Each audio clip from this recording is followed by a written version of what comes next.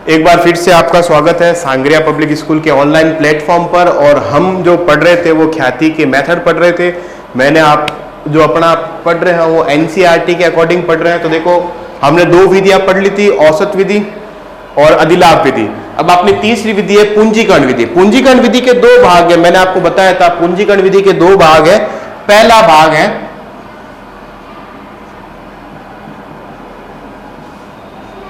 औसत लाभ के आधार पर,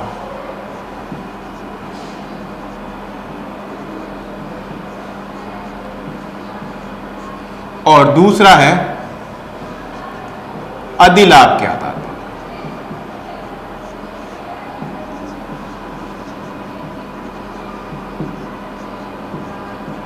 तो हमने जो ऊपर जो पहली और दूसरी जो दो विधियां पढ़ी थी, अगर वो विधि अगर हमें आती है तो हम इन दोनों, पूंजीकरण विधि भी हमारे लिए कोई बड़ी बात नहीं है। तो देखो हम बात करते हैं पूंजीकरण विधि, हम स्टार्ट करते हैं।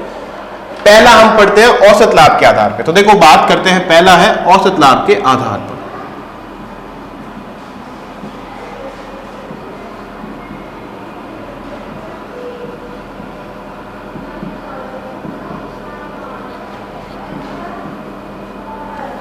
औसत लाभ के आधार पर। औसत लाभ के आधार पे क्या होगा, पहले आपको देखो इसे औसत लाभ के आधार पे पूंजीकरण विधि, तो इसमें भी क्या होगा, पहले आपको औसत लाभ निकालना होगा। वैसे जैसे निकाला 5 साल का लाभ दे रखा है, पांचों को जोड़ो, डिवाइड 5 करो, ये आ गया आपको औसत लाभ। फिर उसके बाद आपको इसमें एक फॉर्मूला लगाना पड़ेगा। इसका एक फॉर्मूला लगेगा। फॉर्मूला क्या है, देखो इसका एक फॉर्मूला है। फॉर्मूला है आपका औसत लाभ इनटू 100 डिवाइड सामान्य प्रत्याय दर, मतलब NRR, जो मैंने आपको समझाया था, माइनस विनियोजित पूंजी।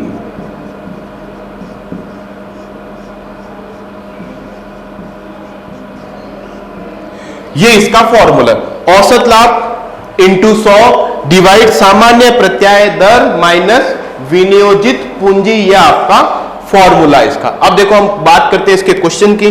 तो देखो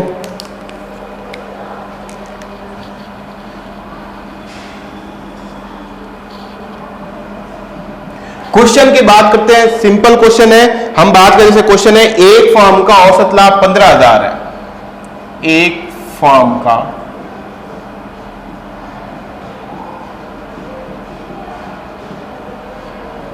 औसत लाभ 15,000 रुपए है। एक फर्म का औसत लाभ क्या है आपका, 15,000 रुपए है। और उसके बाद फर्म की कुल पूंजी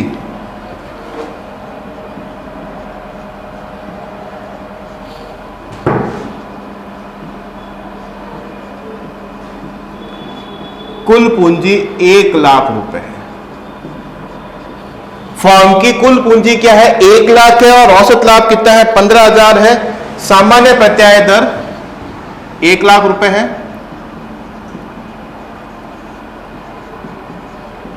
सामान्य प्रत्याय दर 10% हो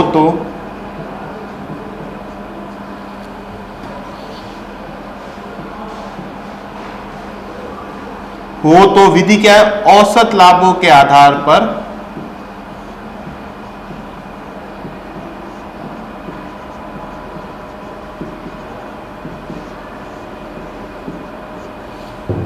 पूंजीकरण विधि से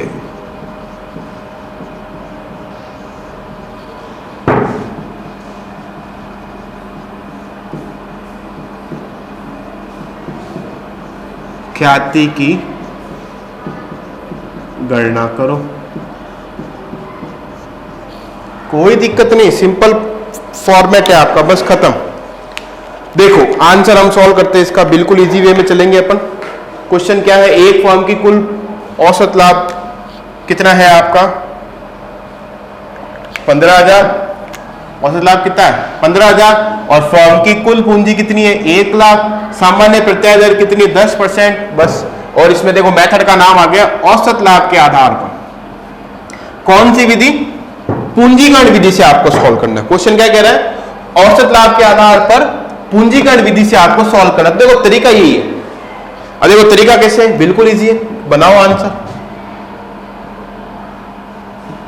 लगाओ हेडिंग, कौन सी विधि है, पूंजीकरण विधि।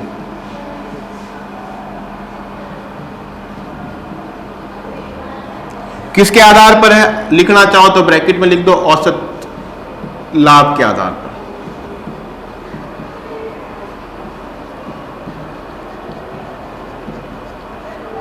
औसत लाभ के आधार पर, बस खत्म। अब आपको पता है, मैंने बताया था कि अगर आप पूंजीकरण विधि में अगर पहले मेथड का यूज करते हो औसत लाभ के आधार पर, तो आपको ये फॉर्मूला लगाना है। कोई दिक्कत नहीं, लगा लो फॉर्मूला। फॉर्मूला लिखो, फॉर्मूला आप लिखोगे, क्या लिखोगे, औसत लाभ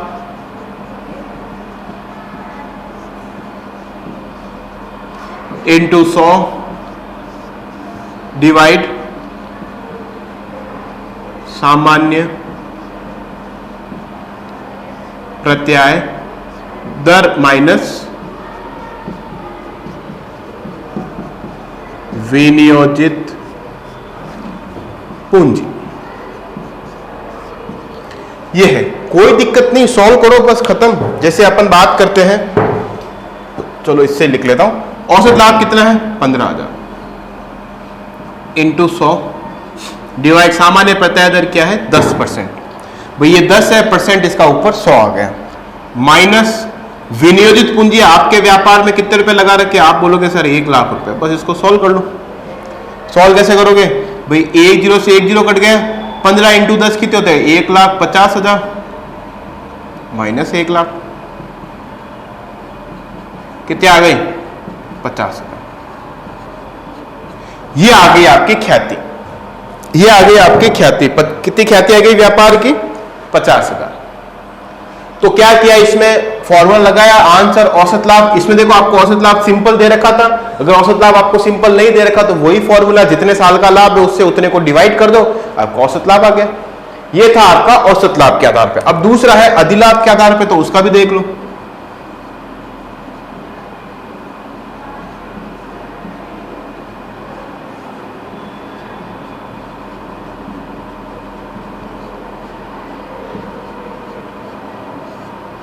अधिलाभ के आधार पे तो इसमें भी फॉर्मूला लगेगा, और फॉर्मूला क्या है, यही है। औसत लाभ की जगह क्या कर दो, अधिलाभ, बस बन गया फॉर्मूला।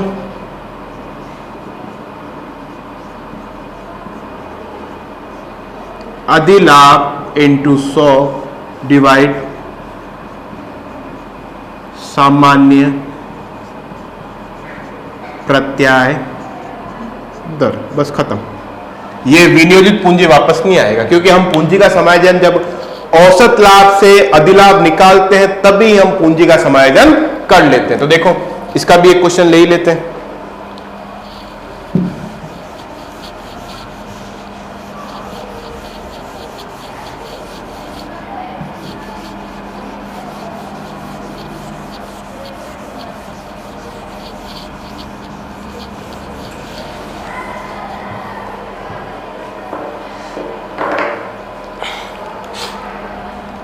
देखो इसका भी हम एक क्वेश्चन देख ही लेते हैं। क्वेश्चन नंबर दूसरा, एक फर्म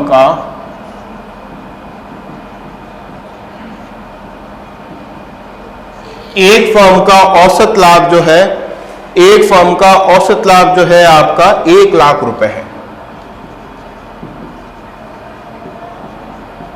तथा सामान्य प्रत्याय दर 10% है। भाई एक फर्म का औसत लाभ आपको 1 लाख दे रखा है और सामान्य प्रत्याय दर जो है वो आपको दे रखी है 10% है। और आपको आगे क्या करना है, इसमें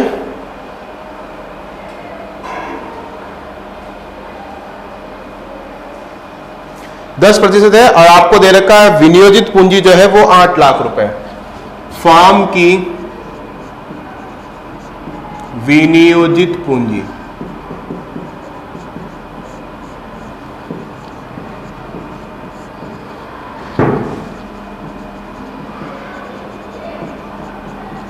रुपए हो तो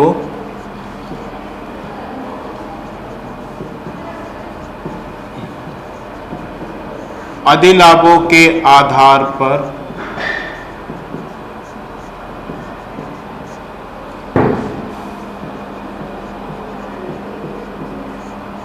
पूंजीकरण विधि से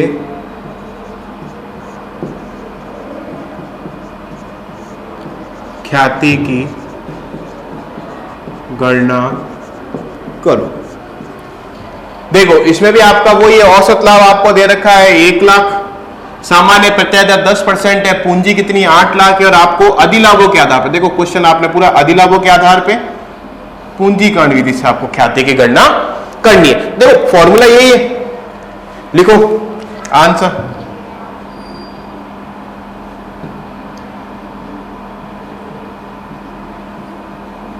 पूंजीकरण विधि से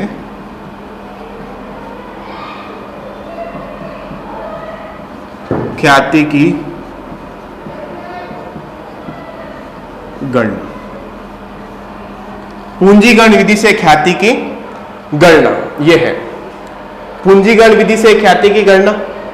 किसके आधार पे लिखना था तो लिख दो, सुपर प्रॉफिट के आधार पे या अधिलाभ के आधार पे, कोई दिक्कत नहीं।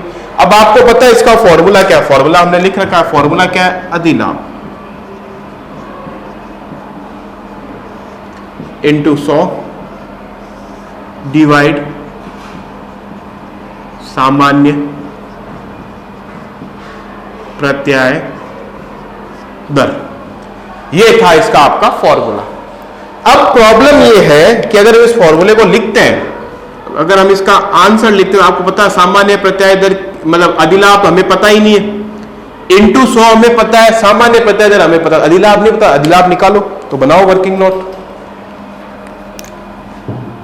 याद आएगा वर्किंग नोट। पहला जो चीज आपको कैलकुलेट करनी होती है वो आप हमेशा वर्किंग नोट में लिखो। तो हमें क्या निकालना है, अधिलाभ, क्या निकालना है, अधिलाभ। अधिलाभ कैसे निकालते हैं मैंने आपको बताया था, एक मैंने आपको स्टेटमेंट बताया था, औसत या वास्तविक लाभ आपको क्वेश्चन में दे रखा होगा, नहीं दे रखा तो वही 5 साल डिवाइड करके करना है। औसत लाभ कितना है आपके पास, सर 1 लाख रुपए, हाँ 1 लाख, इसमें से क्या लेस करोगे, सामान्य लाभ लेस करोगे।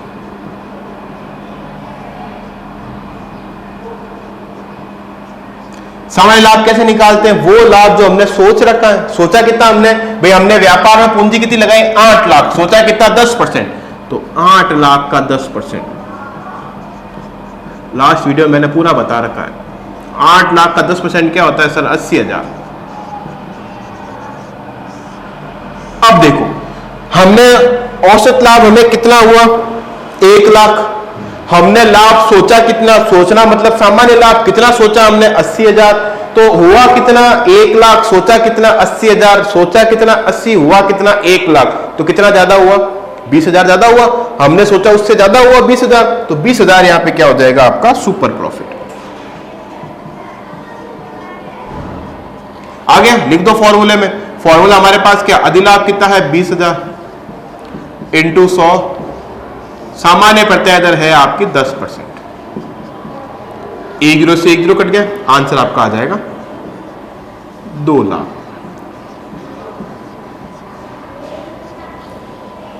खत्म आपका, ये भी आपका मेथड खत्म। तो गुडविल के जो मेथड थे वो हमने पूरे कंप्लीट कर लिए हैं एनसीईआरटी के अकॉर्डिंग। जो आपके 3 मेथड थे, औसत विधि उसमें 2 था, सरल और भारित, अधिलाभ विधि और पूंजीकरण विधि। पूंजीकरण विधि में भी आपको 2 दे रखे हैं, ठीक है। पूंजीकरण विधि औसत लाभ के आधार पे हो तो आपको ये फॉर्मूला लगाना है, उसमें से माइनस पूंजी करना है, ध्यान रखना। और अगर अधिलाभ हो तो अधिलाभ में माइनस पूंजी नहीं होगी, फॉर्मूले में औसत की जगह क्या आ जाएगा, अधिलाभ। और आपको अधिलाभ निकालने का तरीका मैंने आपको पहले ही आपको बता रखा है, तो इतनी कोई प्रॉब्लम वाली बात नहीं है। अब देखो आगे हम पढ़ते हैं गुडविल, ये हमने निकाल लिया।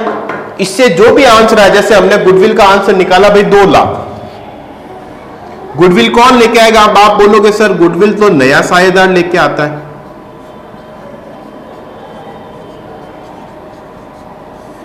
लेकिन ये जो आपने गुडविल निकाली है ना, ये किसी एक साझेदार की नहीं है, ये पूरे व्यापार की गुडविल है, पूरे बिजनेस की गुडविल है।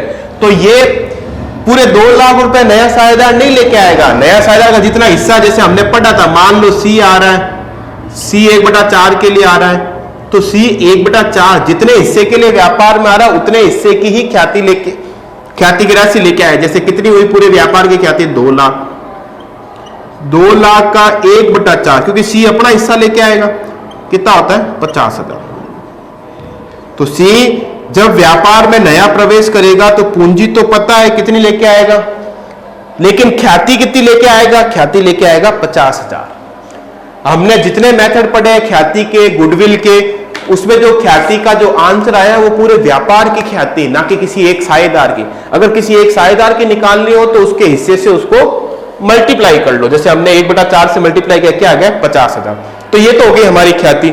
अब इंपॉर्टेंट पॉइंट जो हम पढ़ते हैं उसकी बात करते हैं।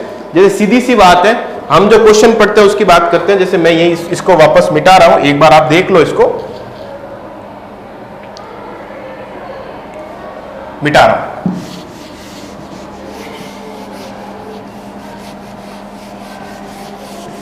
ख्याति की विधि आपकी कंप्लीट हो गई है।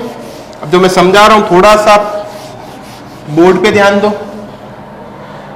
जैसे क्या होगा, जैसे हमने इस चैप्टर में हम क्या पढ़ रहे हैं? ए और बी साझेदार है, नया साझेदार सी आ रहा है, और सी अपने साथ एक तो कैपिटल लेके आएगा और दूसरी क्या लेके आएगा? गुडविल। ये हमने पढ़ा।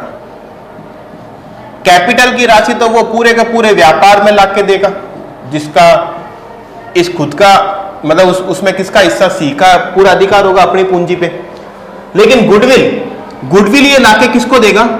ए और बी को। क्यों? क्योंकि ए और बी ने इतने साल जो व्यापार में मेहनत करके व्यापार को या बिजनेस को या फर्म को इतनी अच्छी पोजीशन पे पहुंचाया है, तो उसके बदले जो नए साझेदार से वो पैसा लेंगे वो क्या होता है? गुडविल।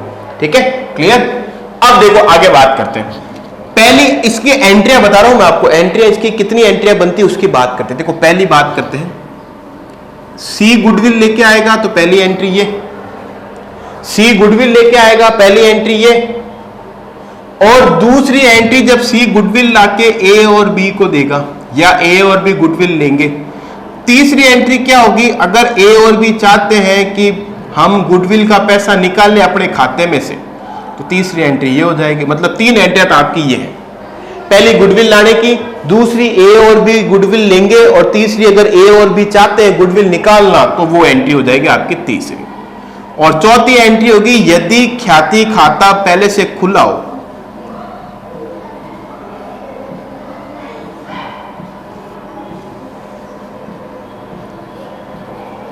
अगर ख्याति खाता खुला हो तो उसको हम वापस क्या करते हैं? बंद करते हैं। तो ये आपका 4 एंट्री आपकी गुडविल की होगी। अब दूसरी बात इंपॉर्टेंट, जो भी नया साझेदार आएगा वो गुडविल 2 तरीके से लेके आता है। पहला लेके आता है कैश में, मतलब कैपिटल का पैसा अलग और गुडविल का पैसा अलग। दूसरा लेके आता है नॉट इन कैश, मतलब कैश में नहीं ला रहा है। तो जब कैश में नहीं लाएगा तो हम क्या करेंगे? उसकी पूंजी में से समाहित करेंगे। तो इसी को हम आज थोड़ा पढ़ते हैं। तो देखो मैं गुडविल की एंट्रियां आपको आज लिखवा रहा हूं, कल से हम इसके गुडविल के क्वेश्चन भी चालू कर देंगे।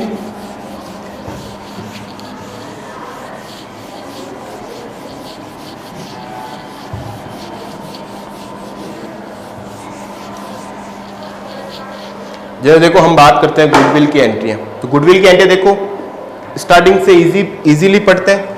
जैसे मैंने आपको देखो गुडविल है वो 2 है, एक तो गुडविल इन कैश और एक गुडविल नॉट इन कैश। मतलब या तो वो नकद लेके आएगा, नकद नहीं लेके आएगा। तो हम पढ़ते हैं, देखो फटाफट पढ़ लेते हैं।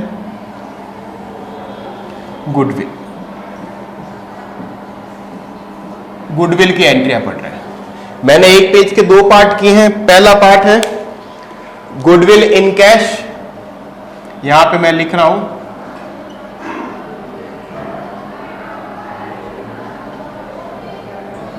गुडविल इन कैश, और यहां पे लिख रहा हूं गुडविल नॉट इन कैश। मतलब वो जो है वो गुडविल का पैसा नकद नहीं लेके आ रहा है। तो देखो एंट्री अपन एक अपन एंट्रियां पढ़ते हैं, कोई दिक्कत वाली नहीं है। तो पहली एंट्री देखो मैंने क्या लिखवाई थी, नया साझेदार गुडविल की राशि लेके आता है।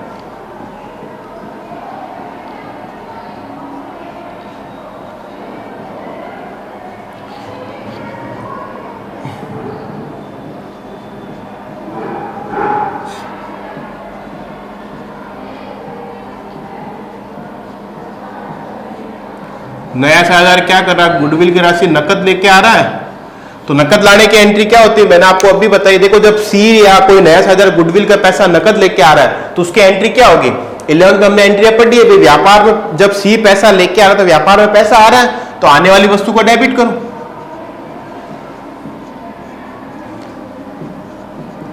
कैश अकाउंट डेबिट टू, किसका पैसा आ रहा है, गुडविल का। ये पहली एंट्री होगी आपकी। अब दूसरी एंट्री की बात करते हैं, गुडविल का पैसा किसको लाके दोगे, ए और बी को। तो देखो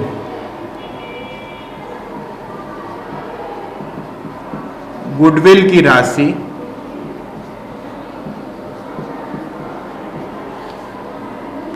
पुराने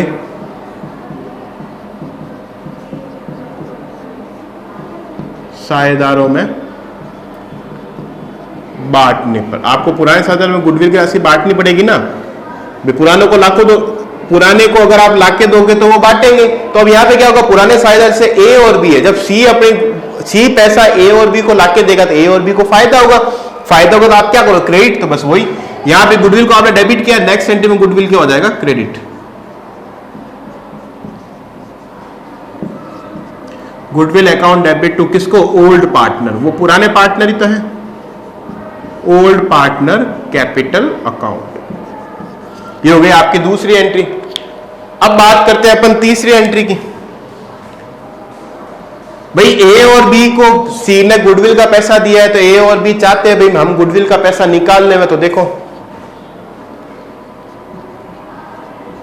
पुराने साझेदारों द्वारा गुडविल की राशि निकालने पर,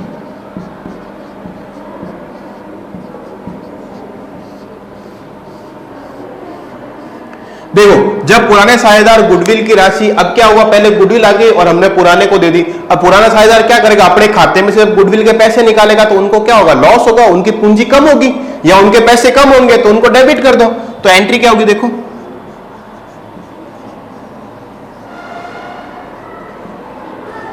old partners capital account debit to goodwill नहीं आएगा, क्या आएगा, कैश आएगा, क्योंकि गुडविल व्यापार में पैसों के रूप में आई और पैसों के रूप से ही व्यापार से बाहर जाएगी।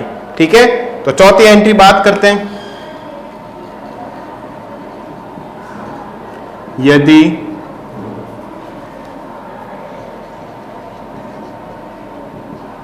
Goodwill account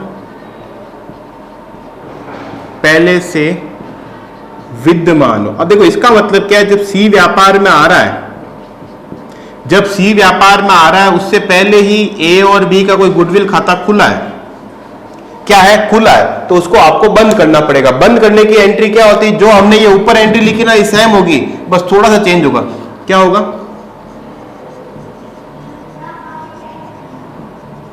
old partners capital account debit to में कैश की जगह यहां पे क्या आ जाएगा, गुडविल। ध्यान रखना ऊपर वाले में गुडविल मत कर देना, हम मानते हैं वो गुडविल का पैसा निकाल रहे हैं, लेकिन निकाल तो पैसा रहे ना, तो क्या आएगा, गुडविल नहीं, पैसा निकाल के क्या आ जाएगा, कैश आ जाएगा, और यहां पे हम क्या कर रहे हैं, गुडविल। तो ये आपकी 4 एंट्रियां हो गई। अब हम बात करते हैं अगर वो गुडविल कैश में नहीं लेके आता है तो देखो इसकी भी 4 एंट्रियां होगी। पहली एंट्री देखो, नए साझेदार द्वारा गुडविल की राशि नकद नहीं लाने पर।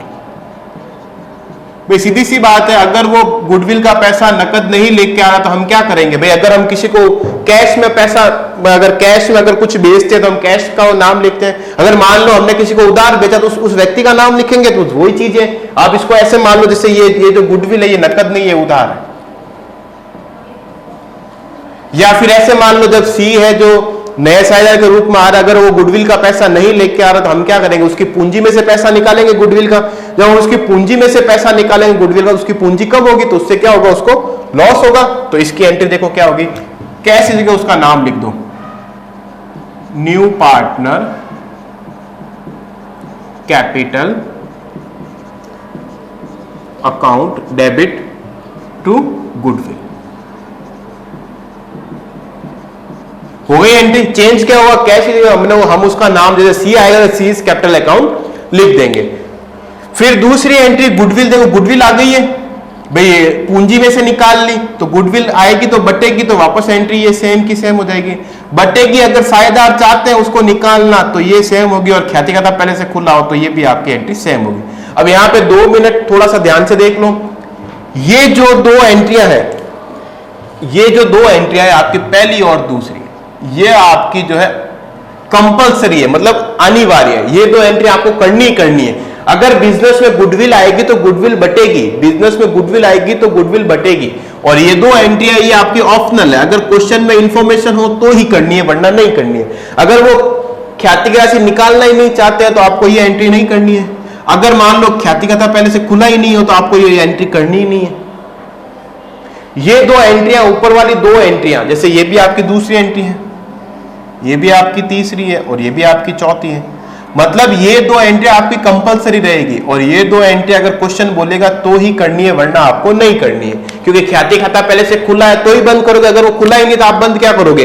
दूसरी बात, अगर पुराने साझेदार गुडविल का पैसा निकालेंगे तो ही आप एंट्री करोगे। अगर वो गुडविल का पैसा निकालना ही नहीं चाहते तो आप एंट्री कैसे कर सकते हो। तो ये 2 एंट्री आपकी क्वेश्चन बोलेगा तो होगी, और ये 2 एंट्री कंपलसरी है। जैसे अगर गुडविल बिजनेस में आएगी तो बटेगी, बिजनेस में अगर गुडविल आएगी तो वो आपकी डिस्ट्रीब्यूट होगी। ठीक है, तो हम जो है इसकी जो क्वेश्चंस है वो नेक्स्ट वीडियो में बात करेंगे। अभी के लिए धन्यवाद।